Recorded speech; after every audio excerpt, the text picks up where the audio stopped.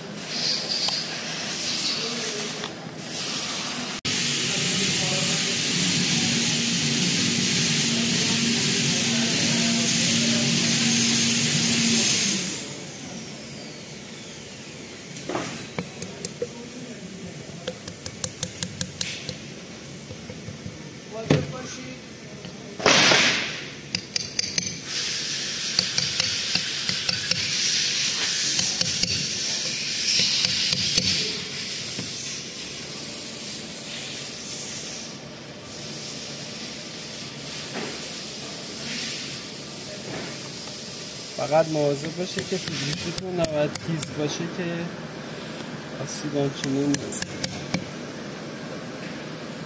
با توجه به اینکه جکمون تعمیری هستش، خود گردگیر خود جک همون قبلش استفاده کرده. این آببند دارای قسمت خارجی فلزیه، با ضربه زدن هیچ آسیبی هم نمی‌کنه. گردگیر وظیفه‌اش بیشتر جلوگیری از ورود آلودگی به درون بکتریای راد است. این در واقع فنر هم حالت ترمزی داره برای این. خب کارهای پاکمون تمام. بریم برای کسی. این جک از این نمونه هستش که آببندش درون پیستونه.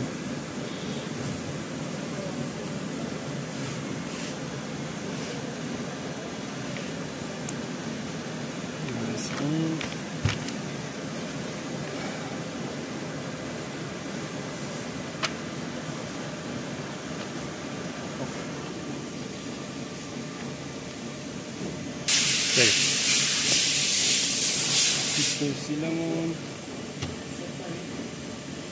از این نمونه هستش که نیاز به شابلون، حالا توی ویدیوی قبل اشاره کردن، این شابلون بر جا زدن نداره.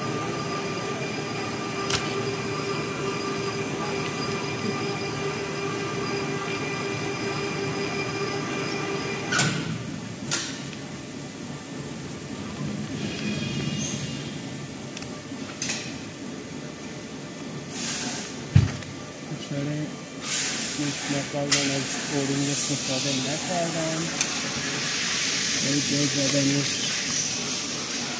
بسیار پیچه شده که ولی مقدار پیچشی جای خودش باید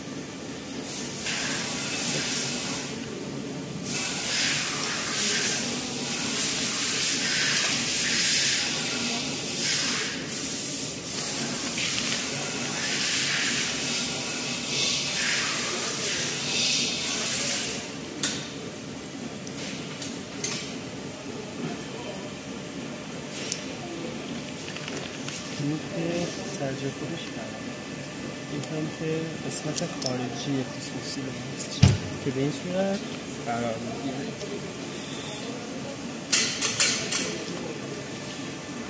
جهت هم که نداره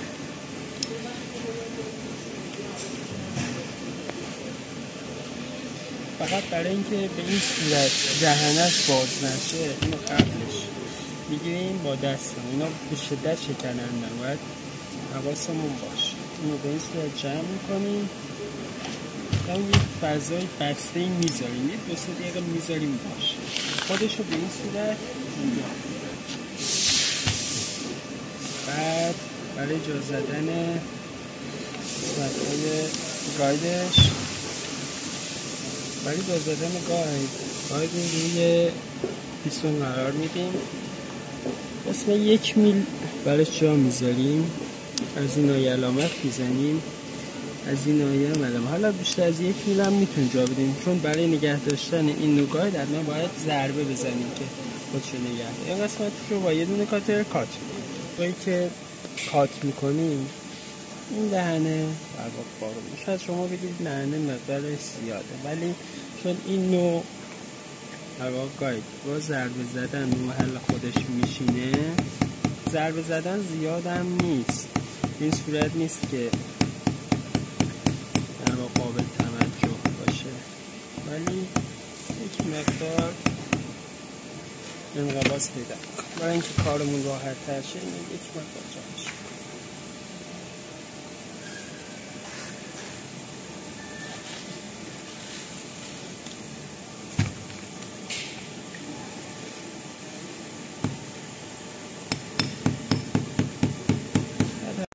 بریم که در واقع کاپمون رو بر روی راد سوار کنیم حتما روغن بزنیم روغن فراموشمون نشه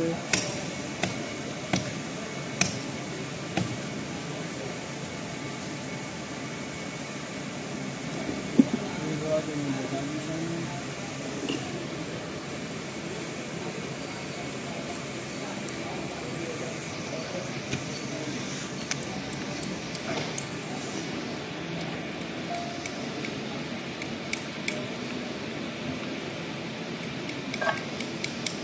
ببینید موقعی که ما قسمت وایپرمون رو رد کرد خب اینجا جا داره خب با یه ضربه ناگهانی خب روی محل خودش هدایتش می‌کنیم آقای غلامی لطف کنید این رو نگه دارید روی محل خودش قرار گرفت اورینگش فراموشتون نشه چون موقعی که پیستون رو جا میزنید امکان داره توی سیلن قرار بدین و ببینید که اورینگش جا افتاد اورینگش رو محل خودش قرار میدید بعد پیستون رو جا میزنیم پیستون رو هم حتما روغن فراموشتون نشه هم روی آببندش هم روی راد به این صورت قرار میدیم بعد به وسیله موهش این محلش هدایتش میکنیم به این صورت که موه رو میبندیم اورینگ روی پیستون درون پیستون فراموشتون نشه یک مقدار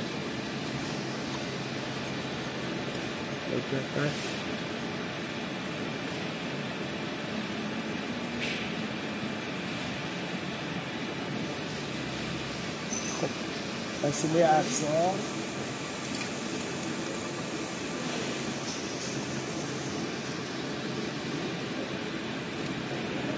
دامن افزار باز میکنم که بشه به راحتی روی مهره قرار بگیره.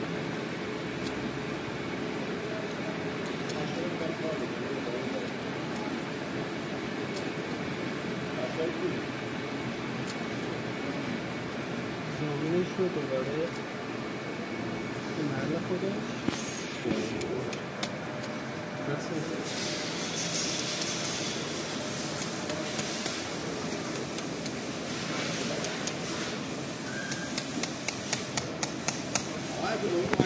میبینید که من با چرخوندن مهره این به محل خودش میشینه.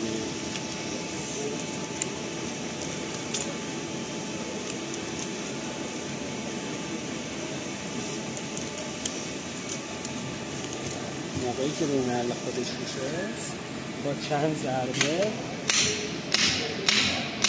مهرمون رو قفل میکنیم.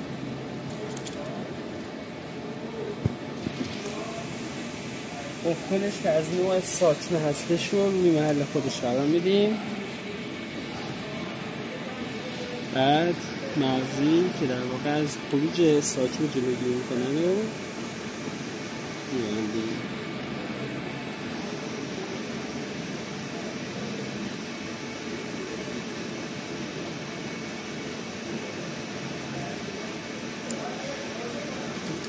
این رو سفتش میکنیم. بریم برای جا زدن پیستون درون اسلام. خب پکینگ پیستونمون رو جا میزنیم. میدونیم که پکینگ پیستونمون کمترین شکم ممکنه داره. خب بریم که رایت هامون رو این محل جا زدن پیستون درون اسلام.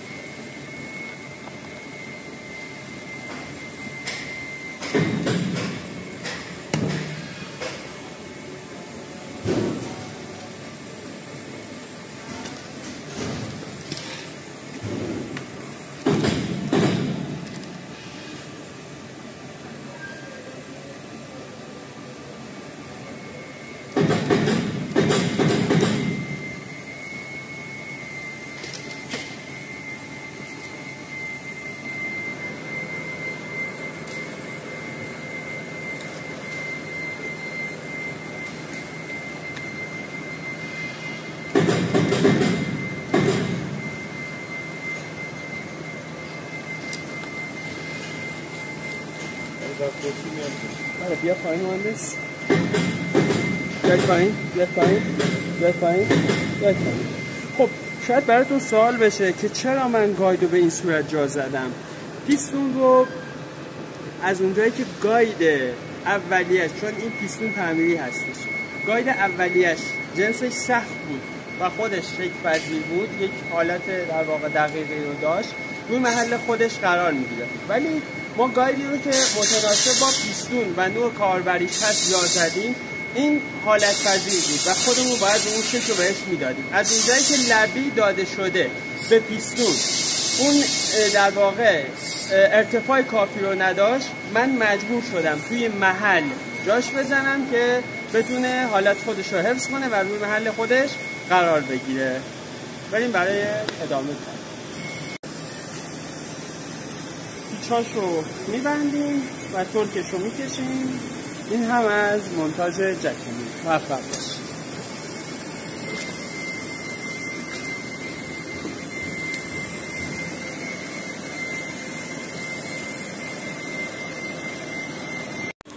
این هم از تست منفی شدن جکمون هستش با فشار 220 بار.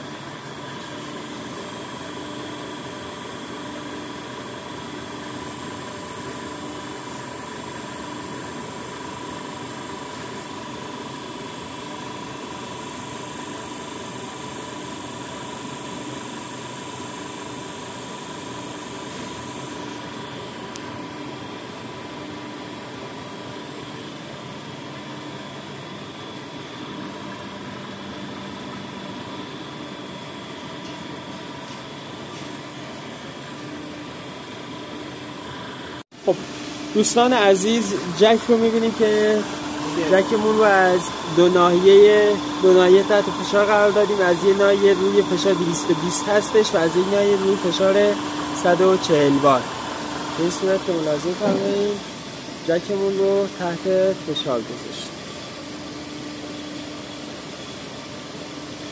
این 5 دقیقه تحت فشار باقی میمونه. موفق.